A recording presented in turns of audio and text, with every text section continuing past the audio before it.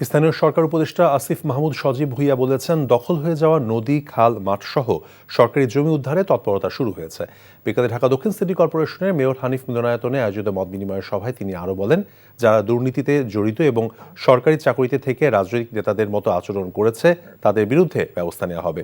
এছাড়াও সিটি কর্পোরেশনের বিভিন্ন প্রকল্পে অনিয়ম এবং দুর্নীতি রোধ করে নির্ধারিত সময়ের মধ্যে উন্নয়নমূলক কাজ শেষ করার তাগিদ দেন তিনি। পরিবর্তিত পরিস্থিতিতে একটা সুন্দর সুবর্ণ সুযোগ এসেছে বলে উল্লেখ করেন উপদেষ্টা। নগরবাসীকে সেবা দেওয়ার ক্ষেত্রে দায়িত্বশীলতার পরিচয় দেওয়ার আহ্বান জানান।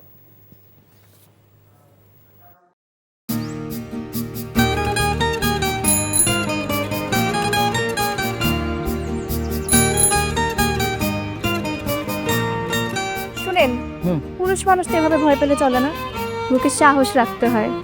যা বলবেন সোজা সাপটা বলবেন।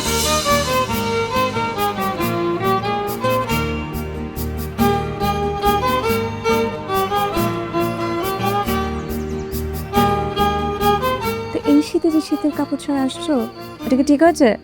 তোমাকে দেখার পর থেকে আমার জীবন থেকে শীত, গ্রীষ্ম, বর্ষা সব চলে গেছে, শুধুমাত্র তুমি আছো।